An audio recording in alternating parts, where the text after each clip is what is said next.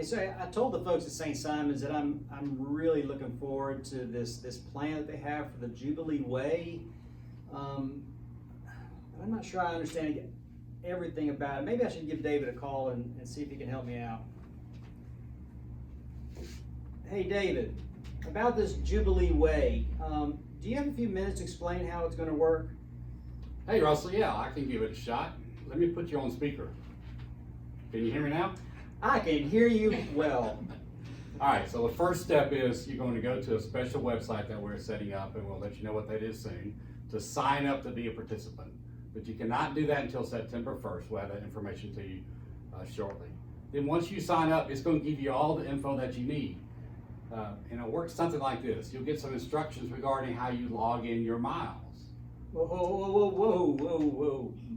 You just said the word miles. Miles. Miles. What does that mean? Well, it's any kind of activity. We'll talk about that a little bit. I know that sounds kind of funny, but we've got some examples to talk about. And we know that even though some of us cannot go and be with our church families now, or go to Beckwith, do things that we love to do, we can take this time to nourish our minds and bodies and souls and participate in activities that will virtually take us around the diocese and give us a glimpse of every parish and mission along the way. So you'll be able to log miles based on your particularly chosen activity. So you mean that I don't have to actually run or walk? I can do something else? That's correct. You can walk, of course. You could even paddleboard. I like that one. Yeah. My personal favorite, you can even read books. Huh. Okay, I hear you, but how do you translate reading into miles? Well, they actually have a conversion chart on the website that takes all these different activities and converts these to miles for us. Of course they do.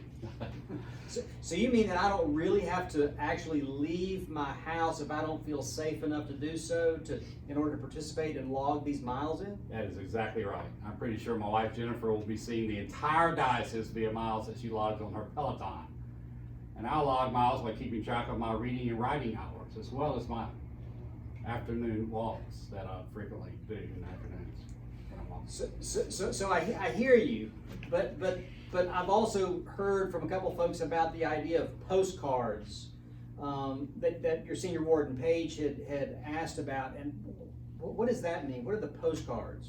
Well, we have some examples of that, but basically what Paige needs is for all the senior wardens in the diocese to help coordinate providing some information. We're looking for an interesting fact about their parish. Then our volunteers will take that info and we'll put it into the program, and then you'll access that info as you travel virtually around the diocese. They will appear as you virtually progress past the different parishes and missions. For instance, once you've logged enough miles to go from Beckwith to Magnolia Springs, a virtual postcard about St. Paul's Magnolia Springs will appear. Wow. And you'll be able to learn everything, interesting tidbits about all the other parishes and missions in the diocese. And so this will happen for each of the 60 plus parishes and missions that we have in the diocese, provided they send us their info. So this is going to be a way then that folks can actually learn unique and peculiar things about all of the different churches if we get really creative with our postcards, and there's a deadline to that, August 28th, that we would like to have all the information about these postcards back to us. August 28th. Correct. We need that so we can load it into the system. And I know you're already campaigning for us to use the Kendrick Chapel here at St. Simon's for ours, but we'll have to negotiate. Thank you for that plug. I think I'm getting this now, and I'm understanding it better, David, and I appreciate that.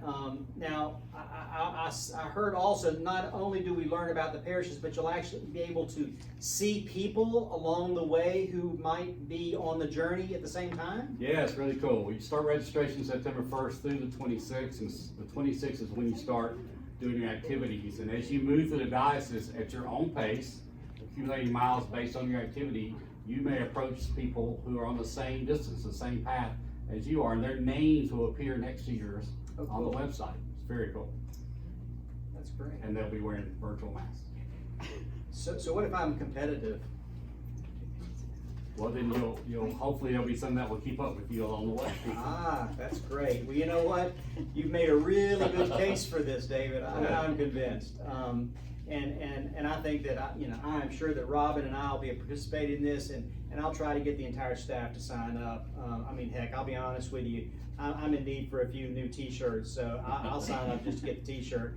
Now, it says also that the registration is only $50 to participate, and that this is gonna be split up 3 ways. That 1/3 of this will be going towards Camp Beckwith, 1/3 to the folks here at St. Simon's, because y'all are doing all the work and this is something you're hosting.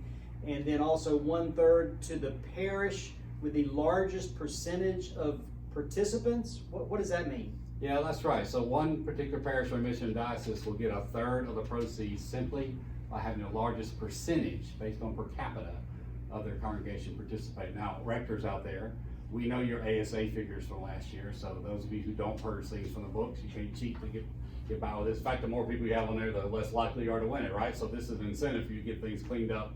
But we'll base it on the number of people participating and your average Sunday attendance. And then we'll see which of the churches in the diocese can win the prize. Now look, if we figured it out, if only 10 people of every parish participate, and we're expecting a lot more than that, but if only 10, the proceeds will be about $15,000. That's $5,000 for each of those thirds that divided up. So the more that sign up, the more money available to Camp Beckwith and to a parish that beats the others in this competition and to St. Simon's. And look, you don't really have to actually log a single mile to make a donation and get your t-shirt. You can sign up and get the t-shirt. We're trying to use this as a fundraiser, but also it's the Jubilee Way, and it's an opportunity for us to celebrate our 50th anniversary of the diocese, which a lot of what we have planned we can't do. But this would be a way we can do something and challenge one another and meet virtually along the way. But also, what the cool part is to get to know more about all the different parishes and missions in the diocese. Also, it encourages us to stay active in our minds and our bodies, in our souls. But if you just want the t-shirt, that's okay with us too. I'm really grateful to you and to the folks at St. Simon's. So much of what we had planned for our Jubilee year, we've had to kind of put on the shelf or postpone.